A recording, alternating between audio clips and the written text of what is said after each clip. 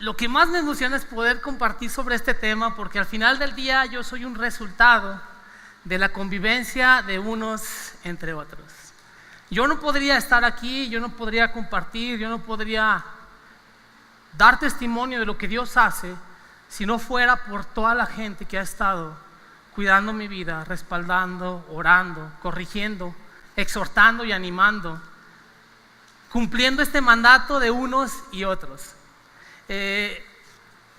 Hay tantas escenas bíblicas que pueden mostrar esto, hay tantas personas aquí que son testimonio de esto, que son prueba y evidencia de las ventajas y beneficios que hay entre la convivencia y la unidad y los principios que giran y rigen alrededor de la comunidad y del trato de unos y otros. No solo yo soy un testimonio, podemos ver la evidencia de David. ¿Te acuerdas? En aquella ocasión empiezan a perseguirlo, empieza a correr, va solo, llega a un pueblo y solo, sin quien estuviera con él, provoca o llega a consecuencia de que él esté ahí, que muera toda una familia sacerdotal y todo un pueblo completo.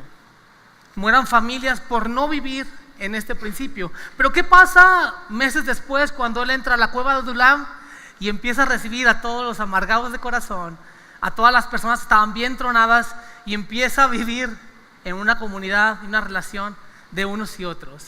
Se convierte en un ejército, todo mundo les teme y son llamados los valientes de David. Y todo por permitirse ser parte de este mandato, ser parte de esta comunidad en la cual todos colaboramos, en la cual todos nos cuidamos de espalda, en la cual todos nos edificamos, nos corregimos, nos exhortamos. Es tan benéfico que lo hemos visto en las dos anteriores semanas. Hemos visto, Joel compartía sobre el aprender de unos y otros, el soportarnos unos a otros y el compartir unos entre otros. Jorge compartía también sobre las reglas de la convivencia entre unos y otros, hablaba sobre el perdón que debemos tener unos con los otros y sobre la humildad que debe de haber de unos y otros. Y bueno, el tema que yo voy a retomar, o veremos tres cosas más que se profundizarán, van en esa misma esencia, van en esa misma línea. Hoy estamos viviendo algo de eso, que sería el primer punto, por así llamarlo, o la primera área que se analizará de unos y otros, y es el celebrar unos con otros. Hay mucho poder en que tú y yo celebremos triunfos, que tú y yo celebremos acciones, que tú y yo celebremos cumpleaños, aniversarios, un montón de cosas. Jesús mismo festejaba con sus discípulos, festejaba las fiestas. Hace un tiempo compartí aquí, hasta pusimos una mesota grandota y hablábamos sobre la última cena. Jesús celebró la cena. Si tú lees el contexto, dice: vayan para que celebremos, y me prepararon el lugar para celebrar. Jesús celebraba, hacía unas pachangotas. Si tú conoces la cultura judía, se aventaban unas fiestas de 7 días, una semana completa de pachanga. Un fiestononón. Jesús, cuando convierte el agua en vino, ¿qué era? Una celebración, una fiesta. Es importante que tú y yo festejemos, celebremos. Y no solamente los logros, las fiestas, las convivencias. También es importante que celebremos las acciones de cambio de alguien más. ¿Qué fue lo último? Te invito, haz memoria, recuerda, ¿qué fue lo último que tú reconociste de alguien que está en tu entorno? ¿Qué fue lo último que tú aplaudiste de alguien más que está a tu alrededor? De tus hijos, de tu esposa, de tu esposo, de tu familia, de tu jefe, de tu empleado. ¿Qué fue lo último que le aplaudiste, reconociste y celebraste porque alguien ha llegado a un cambio o una mejora o creció? ¿Cuál fue lo último? Mira, la palabra habla claro. Pablo era alguien que venía y exhortaba a que crecieran, aplaudía. Hay un capítulo completo en Romanos, la carta de Romanos 16, Pablo celebra y festeja las actitudes de todos sus colaboradores, de gente que él hospedó, de gente que él lo alimentó, de gente que lo hizo sentir como en casa. Pablo lo hacía, siempre decía saludos y festéjense, hasta dice dense abrazo y beso santo, ¿no? Salúdense de unos y otros, el amor fraternal está entre ustedes. Pablo lo decía constantemente. Jesús habló una parábola de la celebración que hay cuando alguien viene y cambia su mentalidad. El hijo pródigo, ¿qué hizo el padre cuando llegó? Una celebración. Un pachango no, ni es una birria de pozo, ahí estaban escarbando, es una birriototote de pozo para todo el pueblo y los invitó. Es importante la celebración, es importante el reconocimiento de los esfuerzos que cada uno tiene. Es importante que tú y yo reconozcamos los pasos y avances que dan las personas. Un niño es necesario ser afirmado desde pequeños. Un niño es necesario ser celebrado y aplaudido cada cosa que da, un paso que da, cuando come por primera vez solo, cuando habla por primera vez, es constantemente celebrado. No debemos de cambiarlo nosotros al entrar a la etapa de adultez. Ya me iba a confundir. Hace tiempo un amigo, estábamos en un encuentro y dice, lo mejor de mi niñez fue esto, y lo mejor de mi adulterio. No es adulterio, es adultez, amigo. Lo mismo debe ser de nosotros, no del adulterio, sino de la adultez. Debemos de estar festejándonos, celebrando, apoyando, dando palmadas por lo que crecemos. Mira lo que dice Pablo. Pablo dice en Corintios, dice, por lo tanto, esforcémonos por promover todo lo que conduzca a la paz y a la mutua edificación, al mutuo crecimiento. Esforcémonos por hacerlo. Es muy natural que tú y yo nos quejemos de algo o de alguien. Es común que te encuentres en el trabajo personas o en tu colonia, tu vecino, con la cual no hay mucha empatía y relación. Es normal que podamos quejarnos, hay muchas cosas, el tráfico, la panza que nos crece, todo es para podernos quejar, pero poco es evidente para la celebración. Por eso dice, esfuércense en desarrollar esto y trabajar en esta cultura, en trabajar en este hábito y en esta conducta total y constante de celebración unos con otros, de aplaudir lo que el otro hizo. Aun cuando sea una falla, hay muchas estudios y respuestas en la psicología que aun cuando tú fallas y caes, si eres aplaudido y celebrado por tu esfuerzo, la siguiente oportunidad que tengas, superarás tu caída. Es necesario.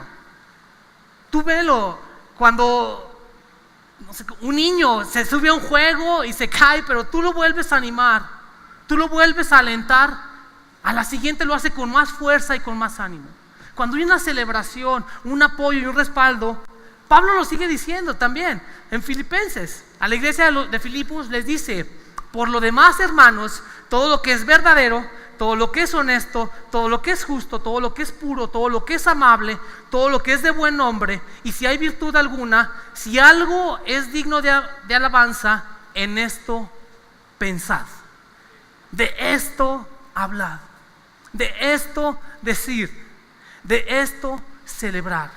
Todo lo que es honesto, verdadero, todo lo que es puro, amable, todo esto hay que reconocer. No dice, hermanos, les aliento a que todo lo que es feo, malo y digno de juzgar del prójimo, eso hagan. No, él dice, reconoce lo que está bien a alguien. Mira, yo en esto he estado buscando trabajar en mí. Tengo un perfil académico de ser muy observador, poder analizar cosas, poder detectar muchas cosas. Mi área laboral, soy licenciado en criminología y criminalística, entonces tengo que ser minucioso en detalles y en áreas. Tengo que ser el crítico o criticón. Y para mí ha sido difícil cambiar esto. Para mí ha sido fuerte poder venir y aplaudir a alguien lo que hace bien. Pero me esfuerzo. Y tiene que ser natural y auténtico. Porque yo llego con alguien, muy bonita tu camisa, qué bien hueles, o algo como eso. Es una celebración natural en mí. No puedo venir a decir tantas cosas porque podría ser falso. tiene que ser muy honesta y auténtica. Y tiene que implicar un esfuerzo, lo dice Pablo, esfuércense por promover todo. Si compactamos o unimos ese par de versículos, esfuércense por promover todo lo que es verdadero, todo lo que es honesto, todo lo que es justo, puro, amable, de buen nombre y si hay virtud, digno de alabanza. Esforcémonos por ubicar eso, aplaudir eso y reconocer eso. Nuestra cultura está muy errada en esto. Somos poco, invertimos poco al aplaudir a las cosas que hacen los demás. Hay una campaña política, no quiero hacer comercial, pero es real. A lo mejor la persona que la hace no es la más íntegra para hacerla, pero de verdad, como dice el eslogan este que es nuevo, dice, lo bueno no se cuenta, pero cuenta mucho. Y es verdad en nosotros. Debemos de hacer contar más eso bueno y verdadero. Celebrar y aplaudir el pequeño logro. Si un día tu esposo no dejó, siempre deja la ropa tirada y ese día la pone, apláudeselo. Si un día tu esposa quema el arroz, siempre lo quema y un día no lo quema, bueno, ese día apláudeselo. Si tu hijo siempre tira la comida y no se la acaba, el día que lo haga, apláudelo. Motivemos a que lo haga la gente. Y eso entonces va a cambiar nuestra convivencia y nuestra relación de unos con otros.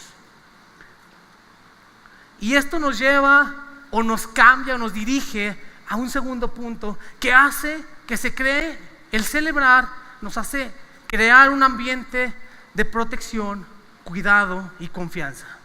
Es mucho más fácil que alguien se sienta confiado junto a ti, se sienta protegido junto a ti, si celebras y festejas.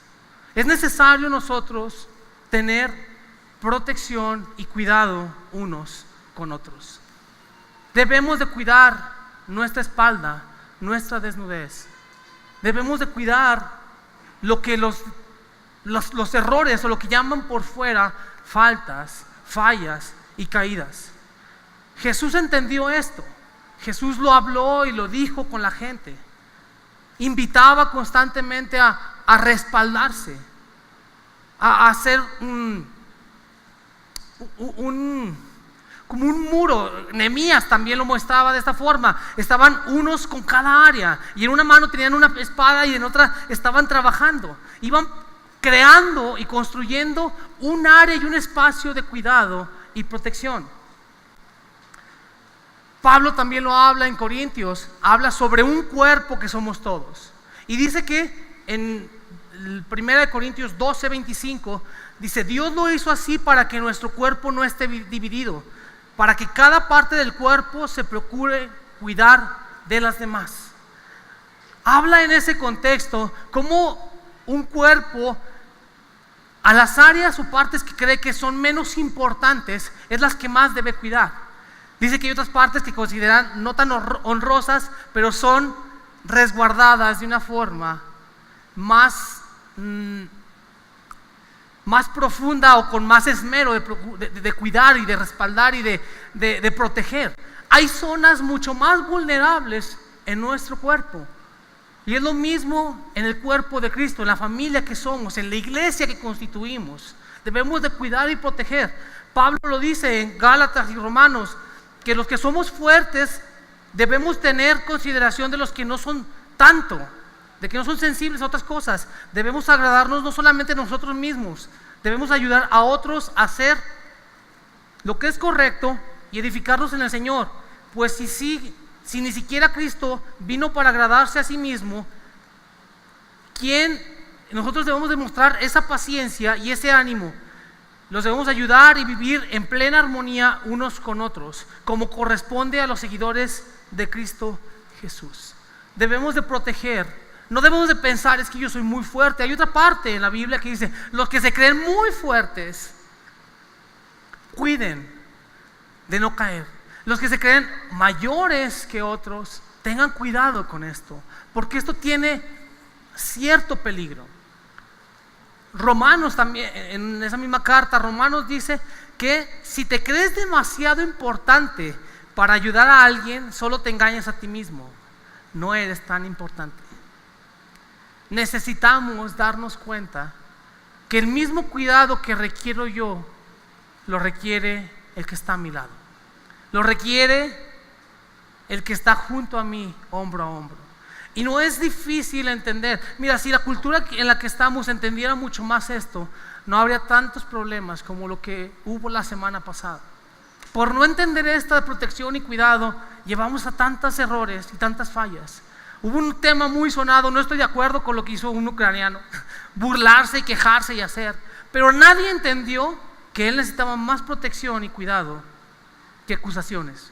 Era una persona que estaba mal mentalmente y nadie decidió cuidar y proteger. Todo el mundo mostró su vulnerabilidad y buscó dañar y procurar hacer daño y maldad más que proteger y cuidar. No tenemos esa cultura y necesitamos desarrollarla. Es un mandato de Dios, unos con los otros. El que se sienta muy fuerte, entonces cuide al débil. El que se sienta muy inteligente, muy maduro, cuide al que no pareciera que es tanto. Porque aun cuando parece que no es tanto, es importante hacerlo. Aquí lo está diciendo la palabra. Pablo lo está explicando. Jesús mismo confrontó al joven rico. Solamente pensamos en nuestro cuidado y protección, en nuestra vida eterna. El joven rico, ¿te acuerdas cuando viene? ¿Qué hago para yo ganar mi vida eterna? Jesús le responde: no se trata solo de tu vida eterna, se trata del bien común y social. Tú tienes muchos bienes, véndelos y protege a quien no tiene nada. Ayuda a quien no tiene nada. Es el mismo principio actuando. Es el mismo principio que está efectuándose. El que tiene mucho, o el que se siente protegido, el que tiene grandes cosas, debe de hacer algo por el que es menos. Y en nosotros y en nuestra cultura debe de crecer esto. La protección y el cuidado. Hay gente que invierte mucho dinero en sus alarmas, en carros, con mucha seguridad, pero poco invertimos culturalmente en la protección de los demás. Poco invertimos en nuestra conducta para cuidar la espalda de otro. Nos quejamos, criticamos, hablamos más de otro y no nos damos cuenta cuán expuestos estamos poniendo a las personas que nos rodean. Eso no es cuidarnos, eso es ponernos en el ojo del huracán, lo llaman, o ponernos como carne de cañón para que alguien venga y nos dañe. Y esa no es la cultura que Jesús está pidiendo que tengamos. No nos sintamos que somos por encima o mayores que otros. Tenemos que tener el mismo corazón que Él tuvo. Dice que Jesús mismo no vino ni a agradarse así, a protegerse solo a Él, sino que Él se mostró vulnerable y se puso expuesto para protegernos a todos. La misma conducta debe de estar en nosotros, una conducta de protección hacia nuestro entorno y no solo en nosotros. No es un principio egoísta, es un principio de comunidad. Es un principio que afecta cada área y ámbito alrededor de nosotros. Es un principio que nos lleva a cumplir los mandatos y que nos lleva al tercer punto que me gustaría trabajar y tomar, que es un crecimiento integral. Es un crecimiento que hay cuando desarrollamos esta cultura de unos a otros. Es un crecimiento que se da paulatino, que se da automático. Tú puedes ver el libro de los Hechos, habla de un crecimiento total. Habla de un crecimiento, es todo un libro que es una narrativa de una relación, de una interacción. Los Hechos de los Apóstoles, que podríamos decir que son la convivencia de unos con otros y el resultado que tuvo, impactar. Dice, aquellos locos que trastornan y transforman el mundo por cumplir y vivir este mandato de unos a otros, de ir a ser discípulos, de ir y convivir, de ir y crear una comunidad en la cual no es un punto egoísta en que solamente me quedo con la palabra que ya recibí, con el evangelio que recibí. No, lo comparto y hago que crezca mi entorno. Desde un principio el mandato es crecer. Desde un principio dice, da fruto y multiplícate. Abraham le dice lo mismo, ¿no? Ve y sal y extiéndete, expándete. Isaías, ¿qué dice? Ensancha el sitio de tu tienda, no seas escaso. Es crecimiento. ¿Qué dice? La vida del justo es como la luz en la aurora, que va en aumento. Todo es crecimiento. Todo es aumento. Todo es potencializar, hacer grande y mayor. Pero ¿cómo viene? A través del unos a otros. Si tú creces y estás solo, lo único que has hecho es usar a los otros.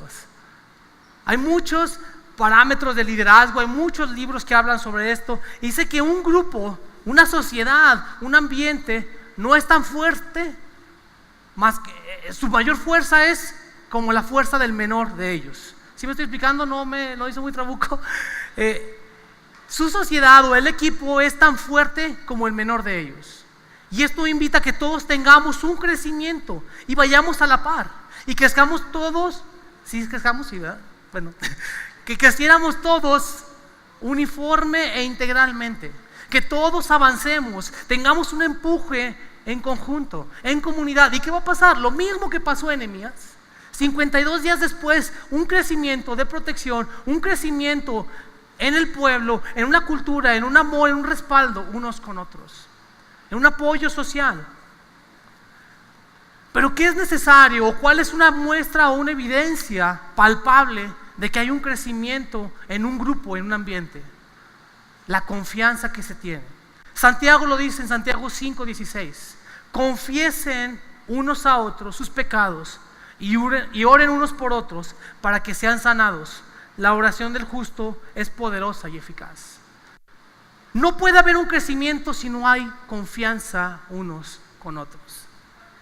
Y al momento que tú puedes confiar en un área vulnerable, un área de pecado, un área de peso sobre ti, crea un crecimiento en relación. Y crea un crecimiento en la iglesia. Y crea un crecimiento en tu propia vida. El poder confesar y presentarnos y decir, sí, yo tengo este problema, necesito que ores por mí, ven y ayúdame, inmediatamente te lleva a un punto de crecimiento. Muchas veces las familias no crecen, no crecemos. Las familias, las iglesias, los hogares, las personas no crecemos porque no somos capaces de confesar los problemas que tenemos unos con otros. Porque solamente damos la espalda y evadimos y no reconocemos. Para mí fue fundamental y necesario, hace 6 años cuando comencé todo el proceso, el ser honesto y empezar a confesar. Yo nunca me había permitido hablar sobre muchas cosas. Las atesoraba, las guardaba y entre más las pensaba, más me lastimaba y más me hería. Pero el crecimiento que pude tener de un punto a otro fue en el punto en el que yo pude abrirme hacia los demás. No va a haber crecimiento en tu vida o en la mía, en tu familia, en tu hogar, tu negocio, en tu empresa, en donde tú pertenezcas, si no empiezas a ser transparente y confiesas lo que traes, el peso que cargas. Nadie va a poder respaldarte con tu visión, con tu idea, con tu sueño, si no lo compartes, si no lo confiesas. ¿Cuál es tu cargo? ¿Cuál es tu dificultad? ¿Cuál problema estamos atravesando? El punto de confesar, el hablarlo, el decirlo, nos lleva a crecer integralmente. ¿Y de qué forma podemos hacerlo? Mira, no quería usar mucho este ejemplo porque bueno, quizá el púlpito no es para, muchos pensaban, no es para hablar para eso, pero la palabra habla de cómo podemos hablar y trabajar en comunidad y crecer en comunidad. En Salmo 133 habla, qué bueno es y qué agradable que los hermanos convivan en armonía. Es como el buen perfume que resbala por la cabeza de Aarón y llega hasta su barba y hasta el borde de sus vestiduras. Y muchos van a decir, ay, ¿vas a hablar de barba? Sí, tengo que hablar de barba, perdónenme. Pero yo entendí algo de esta palabra con mi barba. Tengo 3 años, voy para 3 años que no me rasuro, digo, me voy a dejar la barba. Y muchos me dicen, tienes 3 años y ¿por qué no la tienes tan larga y tan corta? Está corta, ¿no? ¿Por qué no crece tanto? Bueno, la respuesta es esta. Hay una parte aquí abajo en la cual no me sale la barba. Y no va a poder llegar la barba que sueño y quiero porque no crece aquí. No crece aquí. Y me llevaba a entender cómo es lo mismo una familia, una iglesia. No puede crecer si algo no está creciendo. algo detiene el crecimiento y entonces no puede fluir como fluiría el aceite. Yo lo puedo ver, tomo agua y me fluye el agua, pero solamente se escurre para los lados y no fluye por en medio. Y en nuestra vida es lo mismo. Hay muchas cosas que están fugando porque no está creciendo algo en nosotros. En tu familia hay cosas que no están fluyendo, la bendición, la armonía, porque tú como padre, porque tú como madre o tú como hijo no estás permitiendo o no estás queriendo o impulsándote a crecer. Estás siendo una parte deficiente o sin crecimiento. No podemos llegar al punto que Jesús quiere como iglesia, como familia o como persona, si no le invertimos a crecer, si no le invertimos a que los demás que están a mi lado, a mi alrededor, crezcan. Y no puede fluir su bendición, no puede fluir su bendición hasta el borde de las vestiduras y no puede ser regada y cumplirse la palabra que serán como la gloria que cubre la mar, su presencia, si tú y yo no invertimos en crecer personalmente, si tú y yo no confesamos a los otros los problemas que cargamos. No hay comunión, no hay comunidad sin confesar, sin invertirle a crecer nosotros como personas. Y tú puedes decir, ay, ¿cómo insisten en esto? Porque Dios dice tantas veces, 100 ejemplos de unos a otros en el Nuevo Testamento. ¿Por qué me muestra lo de David? ¿Por qué me muestra lo de Abraham? ¿Por qué me muestra tantas personas? Elías mismo chillando, ¿no? Señor, soy el único solo. Y un zape que le da a Dios. Pedazo de persona. No es el único, tengo 600 más que han decidido estar en comunidad. Tú estás decidido a estar solo, errante. No has querido ser parte de un conjunto. Y lo corrige Dios. Lo mismo es para nosotros. ¿Por qué se insiste en este tema? ¿Por qué se insiste o por qué Dios pone tanto esmero y esfuerzo en que seamos una comunidad y tengamos una relación unos con otros? Porque Él mismo es una esencia de comunidad. Él mismo es Padre, Hijo y Espíritu Santo. Él mismo es un conjunto. Él mismo está totalmente pleno y satisfecho en su comunidad. Y cuando vio la plenitud que había en su comunidad, decidió que se expandiera esa comunidad. Creó al hombre, creó al universo. Hay un concepto que hace poco conocí y me llenó de tanta bendición.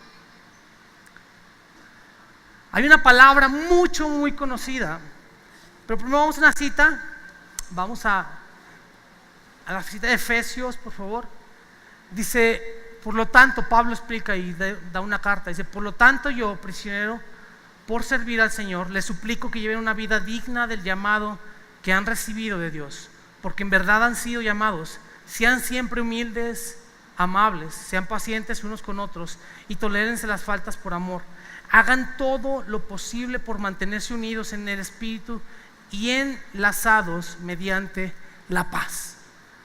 Esta palabra paz, en todas las citas que puedes encontrar de unos a otros, la ves que está ligada, paz. Y hay un concepto que conocí a principio de año y dije, wow,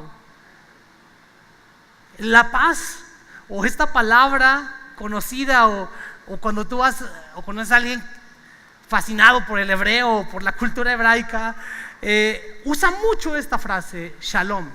¿La has escuchado, verdad? En árabe es un saludo también, shalom aleichem. Es la misma palabra o el mismo concepto que es shalom. ¿Y qué es el shalom? No es la paz solamente. El shalom es la comunidad en perfección que trae paz. Cuando Dios se muestra como el shalom, Él se muestra como la comunidad en perfección que trae y establece su paz, que trae y establece su esencia. Es por eso que es tan insistente en el mandato de unos a otros. Jesús, cuando viene a la cruz, cuando viene a la tierra, lo único que hace, bueno, muchas cosas, ¿no? Pero es restablecer el orden desde el principio. Poder vivir en su shalom, poder vivir en su comunidad perfecta de paz y de unidad. ¿Me estoy dando a entender? Estamos entendiendo esta parte porque es tan fundamental y porque es tanto énfasis Dios en que tengamos una relación de unos con otros, para que volvamos a ese origen en el cual nos creó. Vemos el mandato y nos cae el 20 de lo que realmente quería Dios desde el principio que creó a Adán y Eva. Expandan esta comunidad de armonía, de convivencia, de éxito y plenitud en su shalom, en su amor de unos a otros. Y volvemos a la cita con la que empezó Joel hace 2 semanas en Juan: amémonos unos a los otros como yo los he amado. Y dice, y los he amado, pero todavía no moría. Los he amado desde el principio que los creé. Y creí que ustedes son capaces de extender ese amor en comunidad. Y creí y sigo creyendo que vengo a morir por ustedes para que sigan transmitiendo ese amor en comunidad. Ese amor de los unos para con nosotros.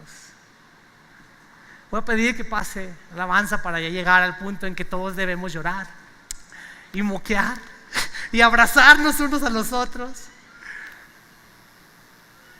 Pero si somos invitados a vivir la esencia misma de Dios, es porque tenemos la capacidad de hacerlo. Somos hechos a su imagen y semejanza. Y pide, tengan el mismo sentir que hubo en Cristo, que no se escatimó a sí mismo, sino que sirvió a los demás.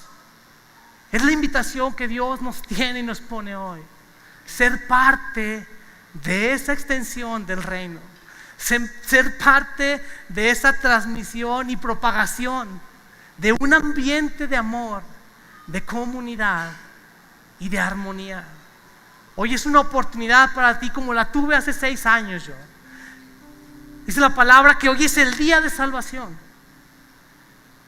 Que si lo vemos y lo percibimos, no endurezcamos el corazón, sino que aprovechemos hoy mismo para pedir ser parte de eso, para pedir ser parte de esa comunidad de amor, de entendimiento, de cuánta plenitud hay en reflejar a Jesús en un ambiente de unos a otros.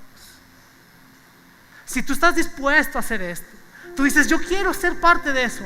En verdad no entiendo y comprendo de qué se trata realmente el cristianismo. De esa unidad y transmisión de amor. No de un cambio de religión, no de un cambio de ideas, sino de ser parte de ese propósito por cual fuimos creados, que es transmitir ese amor, esa paz y esa identidad con la cual fuimos hechos. Si tú quieres ser parte de eso, mira, muchos decimos, no puedo, tengo un montón de faltas, tengo un montón de fallas, cargos. Si conocieras mi pasado, si conocieras lo que yo he hecho, nadie podría amarnos. Ya lo ha hecho Jesús.